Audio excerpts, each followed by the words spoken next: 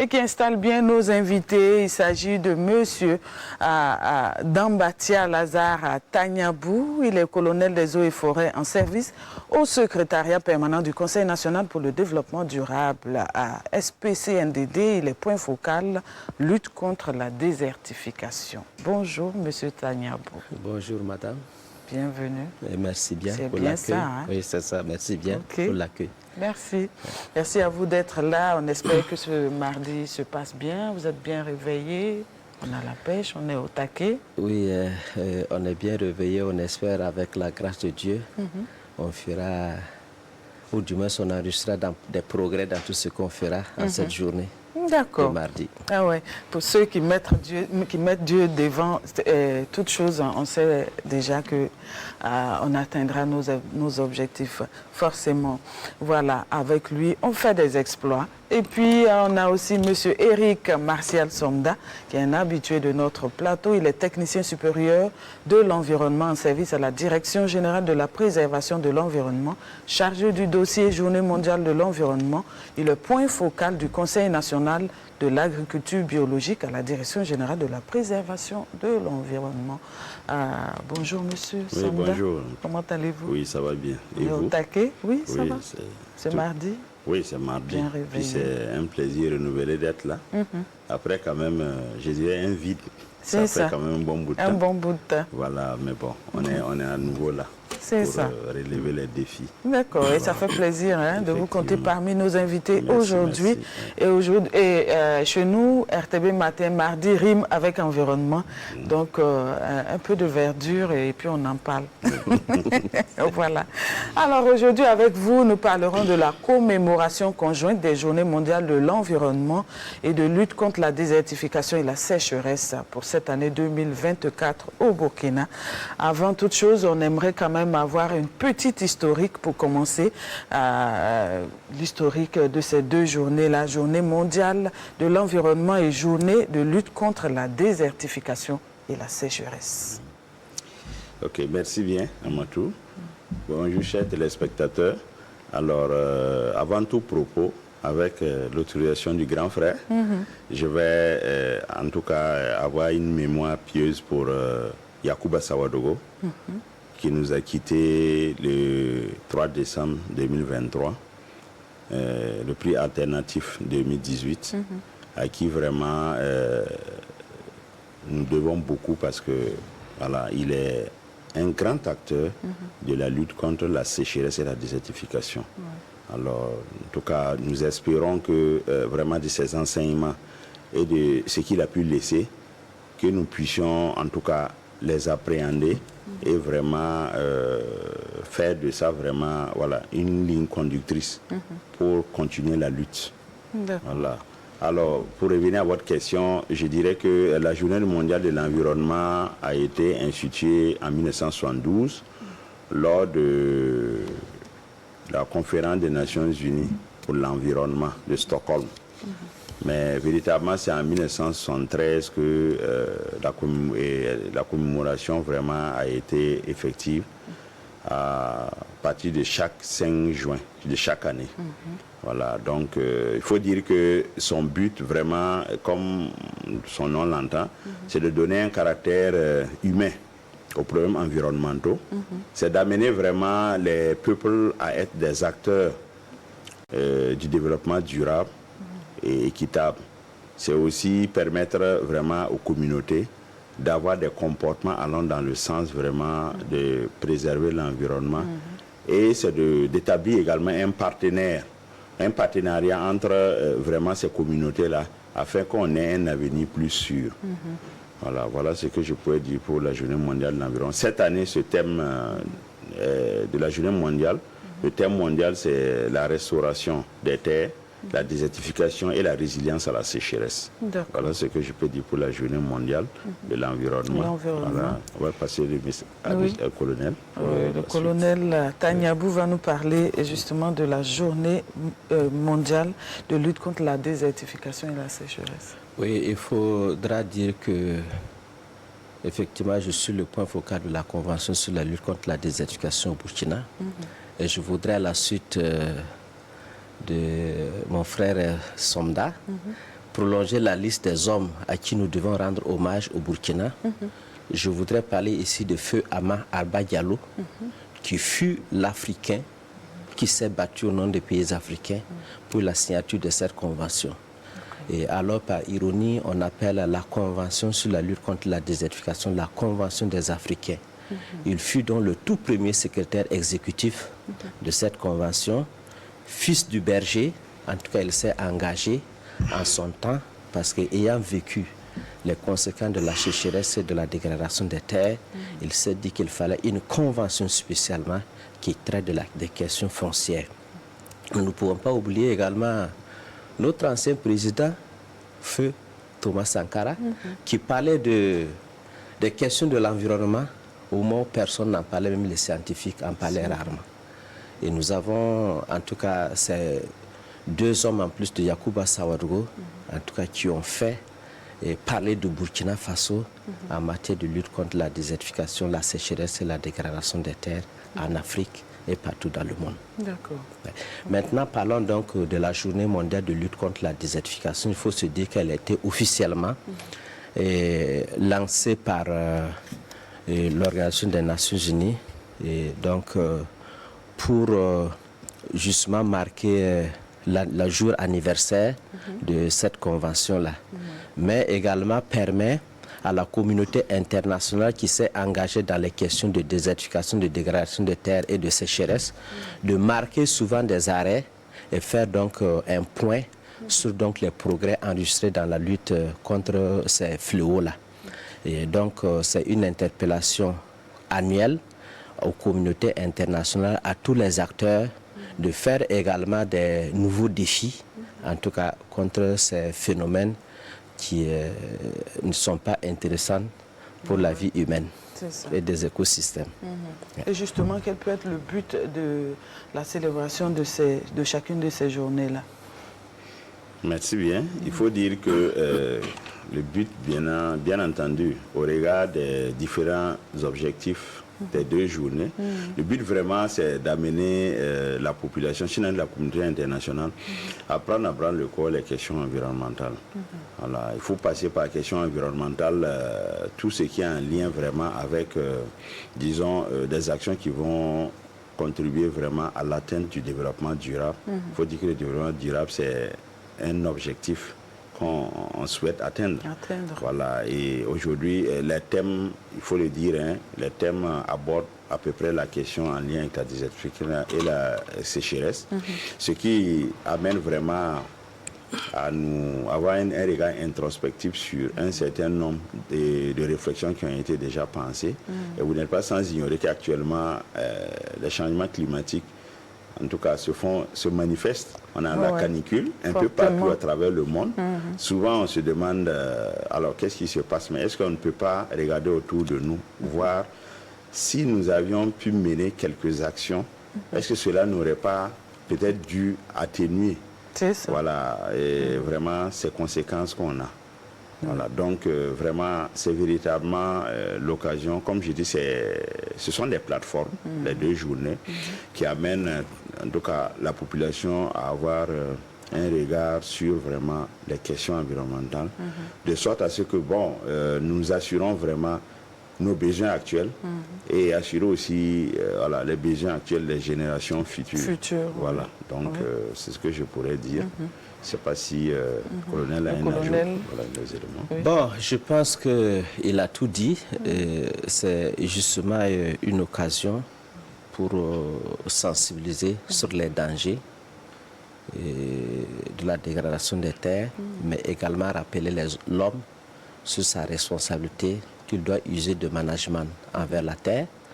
Mais également, c'est l'occasion de parler des efforts que les hommes doivent faire en matière de bonne gestion des terres et de notre environnement, afin que la terre puisse continuer de nous fournir suffisamment de l'eau, de l'énergie et de la nourriture, mais également pour que nos écosystèmes se portent bien, afin qu'ils continuent de constituer des panoramas en tout cas des lieux de recueil, de belle vie pour l'humanité. C'est le jardin d'Éden.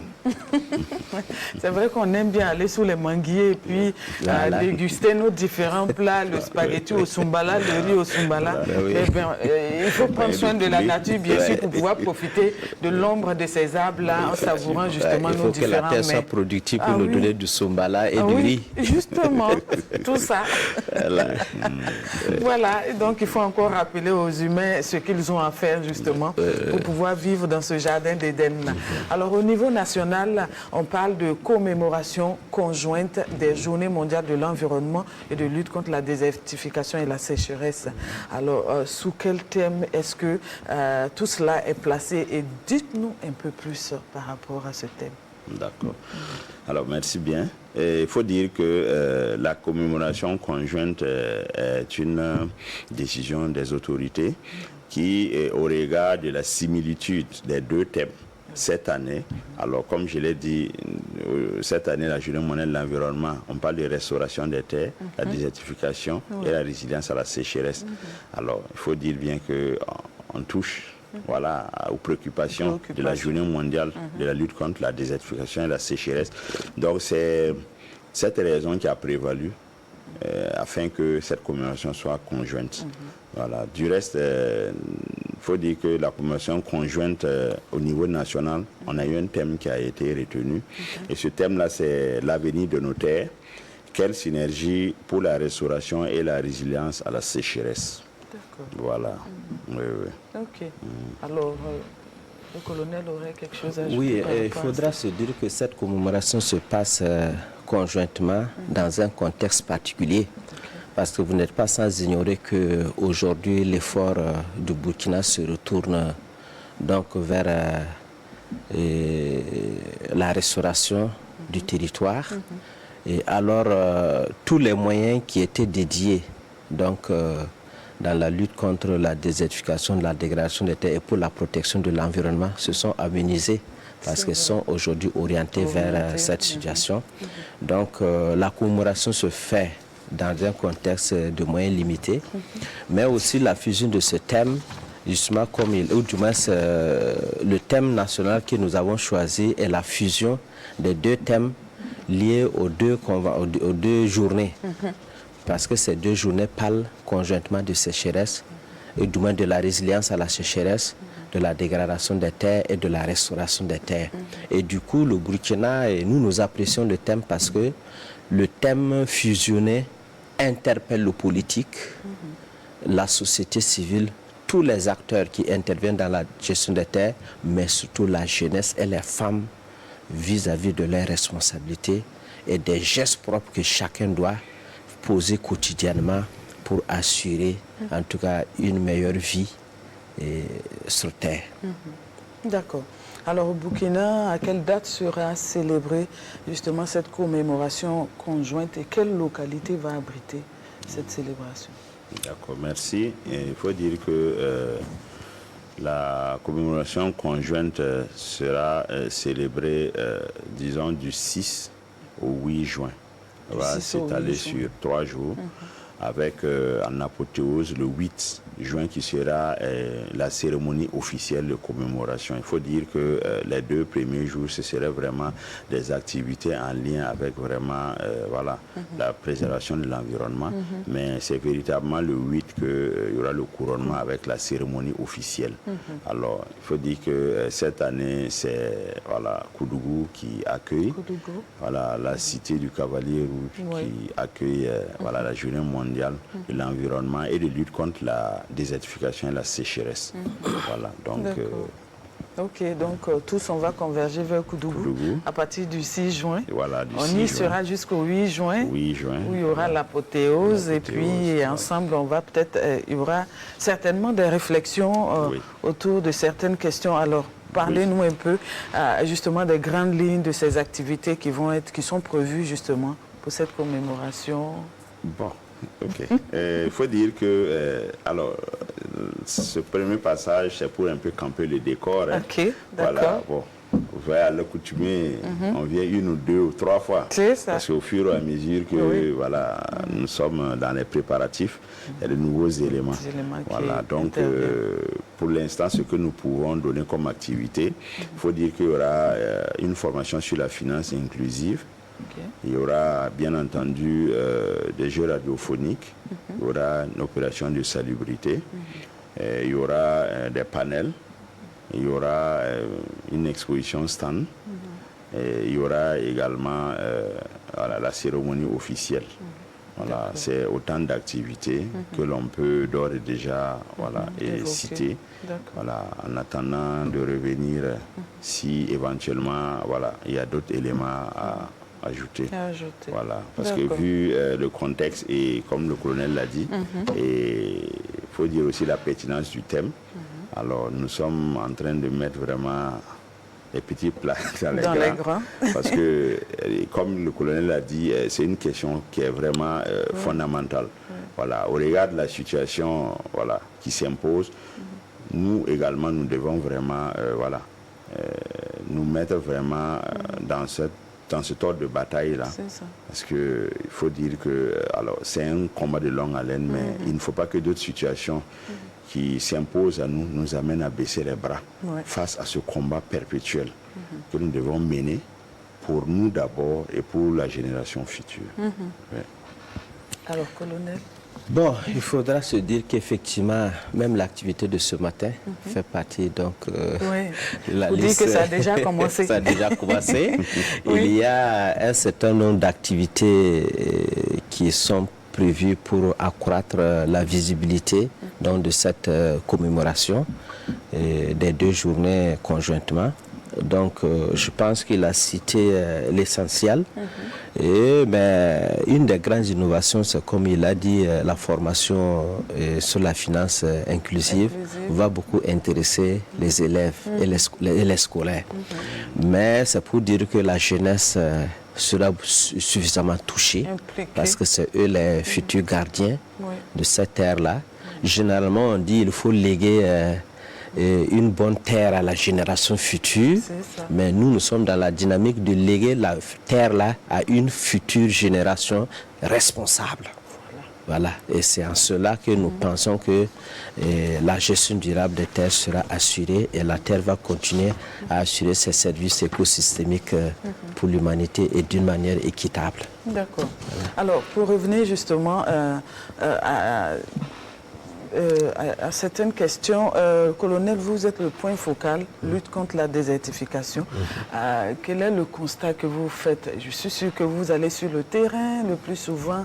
Quel est le constat que vous faites? C'est vrai qu'actuellement, on est en train de vivre cette canicule-là, on la vit tous, hein. Et c'est pas que c'est chaud sur une personne et puis l'autre, voilà. Même le climatiseur n'arrive pas à porter ça. Alors, quel est le constat que vous faites? Oui, et il y a de cela 28 ans qu'on signait cette convention. Et je pense que l'humanité était déjà sur la base de l'observation et constaté que voilà, la Terre est en péril. Et alors, il n'y avait pas suffisamment d'études scientifiques et autres. Aujourd'hui, les études scientifiques sont venues à prouver qu'en son temps, on n'avait pas fait le mauvais diagnostic. Et aujourd'hui, ce n'est plus des hypothèses, c'est une réalité.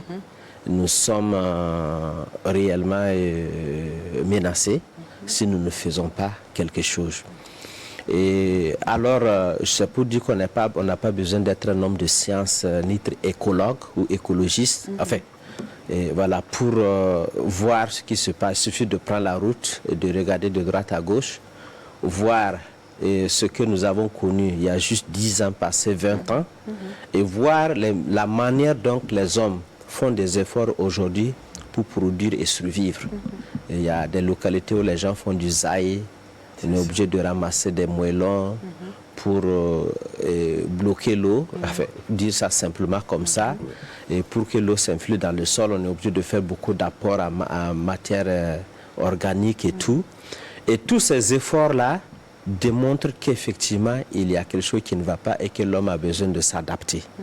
Et alors, il y a une étude sur, sur la situation de référence sur la dégradation des terres au Burkina qui porte sur la période de 2012 à 2017.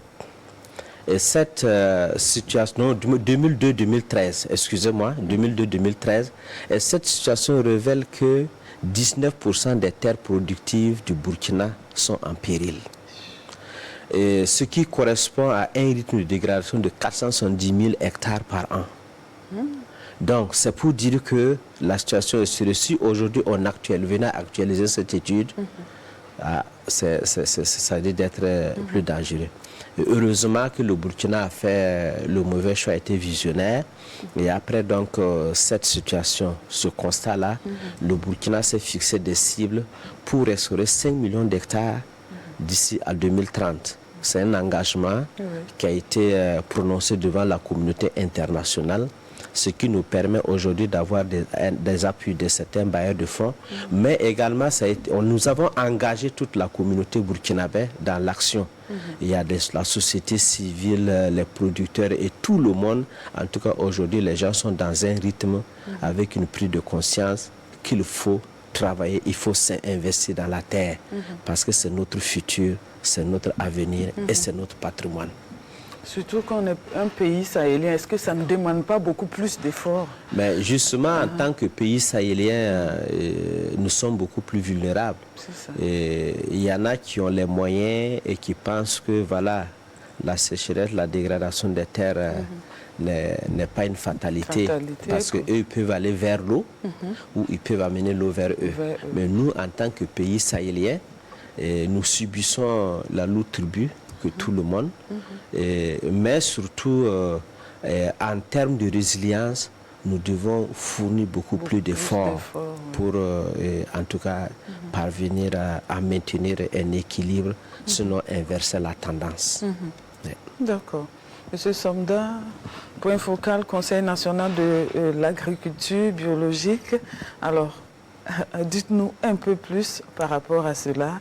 L'agriculture biologique, de plus en plus, on demande aux populations de s'investir davantage par rapport à tout cela. Comment est-ce que ça se passe? Bon, merci. Il faut dire que, voilà, à la suite du colonel, alors, il faut dire qu'il a brossé, voilà, de façon succincte, un certain nombre de réalités auxquelles nous faisons face. Et il faut dire que aujourd'hui, sans vraiment se tromper, nous devons nous orienter vers des modes de production durables. Et au nom desquels l'agroécologie et la culture biologique. Parce que je précise bien entendu que voilà, ce sont des modes de production qui sont respectueux de l'environnement. C'est ça. Voilà, donc aujourd'hui, quand on parle de restauration des terres, alors quelle est la meilleure façon que d'aller vers des pratiques agroécologiques et d'agriculture biologique? Voilà, c'est vraiment des alternatives à cette situation-là, où ça nous permet non seulement à nos terres de se restaurer, ça nous permet d'être en bonne santé, parce que nous mangeons sain, et ça permet également de préserver notre environnement et d'assurer vraiment la survie de l'espèce humaine. Voilà, donc véritablement, nous nous inscrivons toujours dans la dynamique de promouvoir l'agroécologie et l'agriculture biologique. Parce que, bien entendu, pour les spectateurs qui seront un peu, qui ne comprennent pas, il faut dire que, voilà, nous prenons beaucoup plus l'utilisation du compost, voilà, des bio-intrants, voilà, et nous prescrivons l'usage des pesticides chimiques de synthèse, voilà. Parce que, bon, l'expérience a montré que, voilà, leur utilisation abusive cause des dégâts environnementaux. Voilà, nous avons la pollution de l'eau, des sols, nous avons vraiment manifestement des maladies qui se révèlent à l'homme. Voilà, donc je pense que qui n'existaient pas. On a des taux de mortalité infantile, on a des naissances où les enfants sont mal formés. Et tout cela, en tout cas, d'une façon ou d'une autre, provient vraiment des modes de production que nous avons adoptés, mais qui ne sont pas respectés de l'environnement, d'une part, et qui sont vraiment des modes de production qui sont également nocifs pour l'espèce humaine et animale. D'accord. Voilà. Mais est-ce que vous pensez que les populations sont réceptives par rapport justement à ces modes de production? Parce qu'ils sont un peu habitués aux engrais chimiques, ils ont l'habitude d'utiliser pour produire beaucoup. Mais bon, on a constaté aussi qu'il y avait des failles à ce niveau-là et qu'il faut revenir justement à l'utilisation de ces composts-là. Est-ce que les populations sont réceptives? Parce qu'on veut produire beaucoup, justement. Oui. Alors, oui, c'est vrai. Vous abordez une question qui est vraiment, je dirais, elle est primordiale, puisque aujourd'hui, les populations sont... c'est un dilemme. Alors, comment produire beaucoup? Effectivement, il y a la tendance à produire beaucoup, mais il y a également la conséquence derrière qui peut... Voilà. Justement. Voilà, qui est néfaste. Et il y a comment produire... bon, disons en quantité moyenne, mais manger sain. Alors, je pense que c'est ce dilemme-là auquel les populations font face. Mais je pense que au fur et à mesure, alors les gens sont en train de comprendre, parce qu'il faut dire qu'il y a des acteurs qui se sont engagés. Aujourd'hui, quand on parle de feu Yacouba Sawadogo, voilà, vous voyez, il est arrivé à restaurer des espaces rien qu'avec de la fumure. Voilà. Donc c'est pour vous dire qu'on n'a vraiment pas besoin d'aller dans le produit chimique de synthèse pour restaurer les sols. Voilà. Donc aujourd'hui, il y a plein d'exemples et il y a plein d'associations qui se sont investies et au niveau avec comme fêtière le Conseil national de l'agriculture biologique. Et ces associations-là travaillent de concert avec les populations pour les amener vraiment à comprendre le bien fondé. Et bien entendu, c'est à travers des démonstrations sur le terrain. Aujourd'hui, ils apportent vraiment un appui technique à ces producteurs-là et qui constatent vraiment une différence. Une très, très grande différence. Et je pense qu'au regard de cette différence-là, alors, la vision serait beaucoup plus de manger et sain, même si on n'a pas en quantité énorme, plutôt que d'avoir des quantités élevées et ne pas manger sain. Je fais peut-être une parenthèse, et comme le colonel l'a évoqué, cette année nous mettons l'accent sur la jeunesse. Alors nous étions, en 2023, nous étions à une émission ici avec un lycée, qui a comme Sénégal, le lycée de Bassam-Yam, qui était venu ici et qui avait émerveillé le public. Il faut dire que les téléspectateurs, après on a eu des retours. Alors c'est un établissement qui a instauré dans son curricula là, les productions agroécologiques.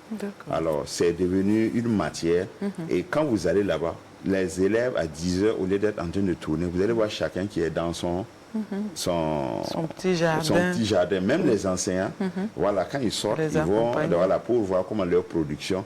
Et vraiment, voilà ce à quoi aujourd'hui, ça impacte parce que les parents, nous avons échangé avec eux, ils disent qu'ils n'arrivent même plus à payer les intrants chimiques de synthèse. Quand ils payent, les enfants, c'est la bagarre. Les enfants refusent d'aller au champ parce qu'ils disent que tant que ce n'est pas du compost, ils n'iront pas au champ. Et effectivement, c'est cette tendance. Ce sont eux qui vont changer les mentalités. Voilà, donc c'est pour vous dire qu'on met l'accent, comme Colin l'a dit, sur les plus jeunes, parce que c'est eux qui vont assurer la relève. Voilà, on le dit souvent, un bois sec, on ne peut plus le redresser, nous autres là. Voilà. Mais nos enfants quand même sont flexibles. Voilà, effectivement. Donc nous passons également par ce canal-là, les élèves, donc pour vraiment aussi, et inverser la tendance comme on le dit. Dans l'agroécologie, ça touche aussi bien les acteurs adultes que les élèves, parce que nous faisons la promotion de l'éducation à ce sens-là, pour qu'ils viennent aussi booster un peu la dynamique. D'accord. Merci. Merci à vous d'être passé sur notre plateau. On est au thème de notre entretien. Un appel rapidement, en 2 secondes.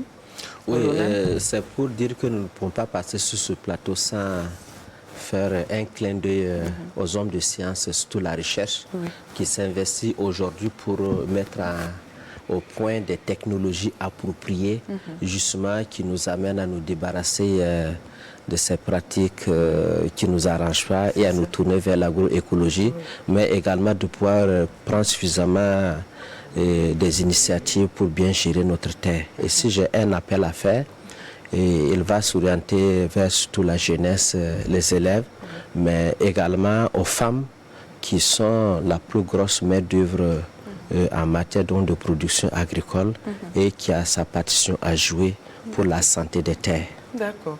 Merci à vous, Dambatia Lazare Tanyabou, colonel des eaux et forêts en service au secrétariat permanent du Conseil national pour le développement durable et le point focal lutte contre la désertification, et M. Éric Martial Sonda, technicien supérieur de l'environnement en service à la Direction générale de la préservation de l'environnement. Il est chargé du dossier Journée mondiale de l'environnement et point focal du Conseil national de l'agriculture biologique. Merci à vous d'être passé sur notre plateau. Avec